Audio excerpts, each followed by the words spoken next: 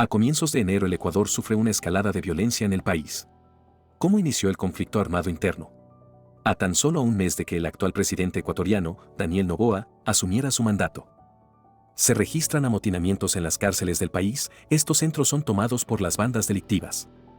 Existe el secuestro de varios guías penitenciarios, videos circulan por las redes sociales, la delincuencia en las calles es elevada.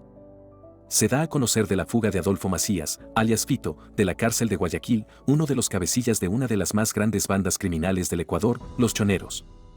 Se da con la captura de Fabricio Colón Pico, quien la fiscal general del Ecuador, Diana Salazar, lo acusa directamente de querer atentar contra su vida.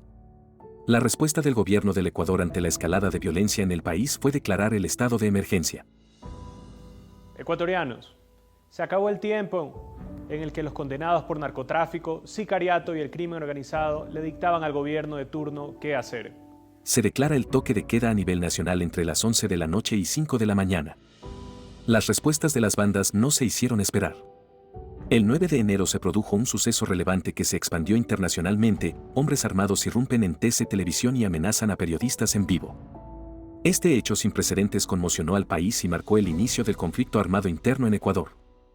En el mismo día, se produce un caos a nivel nacional, coches bombas son detonadas en algunos sectores del país. La conmoción en la sociedad ecuatoriana era notoria, se producen el cierre de locales comerciales, el transporte público deja de operar completamente. También se produce la fuga de Fabricio Colón Pico, quien estaba recluido en la cárcel de Riobamba, cámaras de seguridad lo captan fugándose. En el mismo día, 9 de enero, el presidente Daniel Noboa decretó la existencia de un conflicto armado interno tras una serie de ataques y atentados atribuidos al crimen organizado. El señor presidente de la República, Daniel Noboa Asín, a través del decreto ejecutivo número 111, nos estableció una misión muy clara. A partir de este momento, todo grupo terrorista identificado en el mencionado decreto se ha convertido en un objetivo militar. Nuestro pueblo está sufriendo y nosotros no podemos permitir eso. No podemos permitir más que nuestro pueblo ecuatoriano sea amedrentado por personas que no quieren a esta patria. Se declaran como objetivo militar a las bandas criminales como los Lobos, los Fatales, Choneros, entre otras bandas. Las medidas incluían la suspensión de clases en escuelas y universidades a nivel nacional. Se reportan ataques a unidades de policía, estaciones de combustible y vehículos particulares. Los primeros días del conflicto armado interno en Ecuador estuvieron marcados por una escalada de violencia y caos. Varios coches bombas se presentan en algunos sectores del país. Las fuerzas de seguridad intervienen en los centros de privación de libertad del Ecuador para retomar el control.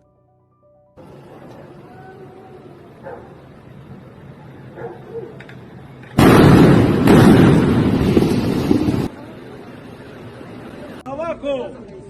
¡Las palmas hacia afuera!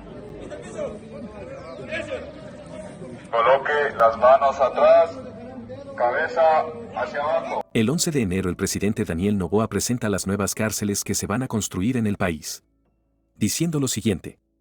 Es el inicio de un urgente saneamiento del sistema penitenciario ecuatoriano que ha estado durante décadas controlado por las mafias.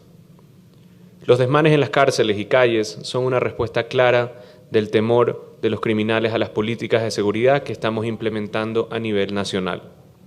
Estas cárceles se construirán en la provincia de Pastaza y Santa Elena, las cuales mencionó que tienen módulos de supermáxima, máxima y alta seguridad, inhibición de señal celular y satelital, sistemas electrónicos con tecnología de punta, control de acceso digital y análogo, triple seguridad perimetral, autogeneración eléctrica, tratamiento de aguas, construcción blindada, guardias sin rostro, licencias y permisos ambientales. El bloque de seguridad, después de tomar el control de las cárceles del Ecuador, reorganiza a las personas privadas de la libertad según su nivel de peligrosidad. A nivel nacional se registran operativos de las fuerzas de seguridad, decomisando grandes cantidades de armamento y sustancias sujetas a fiscalización. El 17 de enero, la inteligencia militar alerta sobre un posible envenenamiento a las fuerzas de seguridad mediante la donación de alimentos. En el mismo día, otro hecho conmociona al país. El fiscal César Suárez fue víctima de sicariato. Él estaba a cargo de la investigación sobre lo sucedido en TC Televisión el 9 de enero. El 21 de enero se da un gran golpe a narcotráfico con la incautación de más de 20 toneladas de droga, valorizada en más de $1.000 millones. ¿Cuáles son las principales causas del aumento de la criminalidad en Ecuador? ¿Por qué el Ecuador ha llegado a este punto? En los últimos años, el Ecuador ha tenido un crecimiento de homicidios muy elevados, siendo el 2023 el más alto de todos con el gobierno de Guillermo Lasso. Estos datos solo revelan lo que fue el primer semestre del 2023, esto es un 528% más que en el 2019. El aumento de la criminalidad en Ecuador es un problema complejo, la pobreza y la desigualdad generan exclusión y marginación, lo que puede conducir a la delincuencia. Esto es acompañado del reclutamiento por parte de las bandas delictivas y un bajo crecimiento económico en el país. En 2007, el presidente Rafael Correa implementó políticas que incluyeron la negociación con bandas delictivas como los Latin Kings, reconociéndolas como organizaciones sociales legítimas.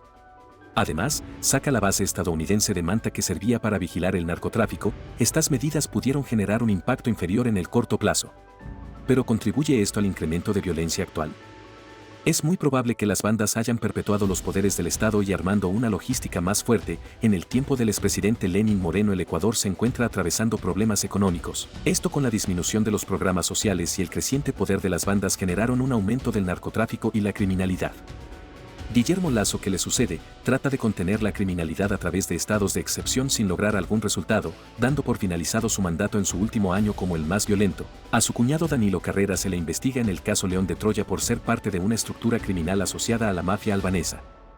Ecuador se convirtió ya no solo en un país para el paso de la droga, sino también en un centro logístico. Esto, acompañado de la corrupción y la perpetración de las bandas en el Estado ecuatoriano, ha hecho que este país sea muy cómodo para estas bandas, y más aún al estar dolarizado.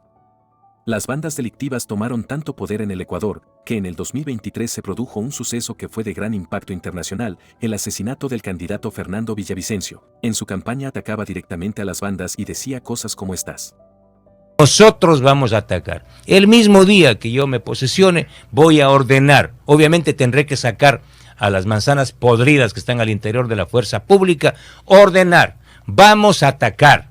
Sabemos las guaridas, dónde están los capos del narco, vacunadores, extorsionadores, sicarios. Vamos a sacarlos de las guaridas. Esto se puede evidenciar ya que actualmente en el Ecuador la Fiscalía ha realizado un mega operativo denominado Metástasis, donde se encuentran involucrados jueces, fiscales, policías, una red de delincuencia organizada presuntamente liderada por Leandro Norero Tigua, alias El Patrón. También se da otra investigación de gran impacto derivada del caso Metástasis, denominada Caso Purga, una red de corrupción que operaba dentro de la Corte Nacional de Justicia. Se presume que esta red vendía sentencias a favor de personas procesadas por delitos de corrupción, narcotráfico y delincuencia organizada, en donde también se involucra a jueces de la Corte Nacional de Justicia. Existen varios factores que hacen que la criminalidad aumente en el Ecuador. El presidente Daniel Noboa tiene un gran problema que enfrentar. Prácticamente, las bandas terroristas están también dentro del Estado y no solo en las calles. El presidente menciona que se trató de un intento de golpe de Estado en las 2 primeras semanas de enero. Vimos como con un intento de golpe de Estado, porque eso era lo que estaba planificado. Las 2 primeras semanas de enero se los iba a ejecutar. Trataron de desestabilizar el gobierno. Espero esta información te haya gustado. Síguenos, de esta manera nos apoyas a crear más contenido. Gracias por visualizar este video.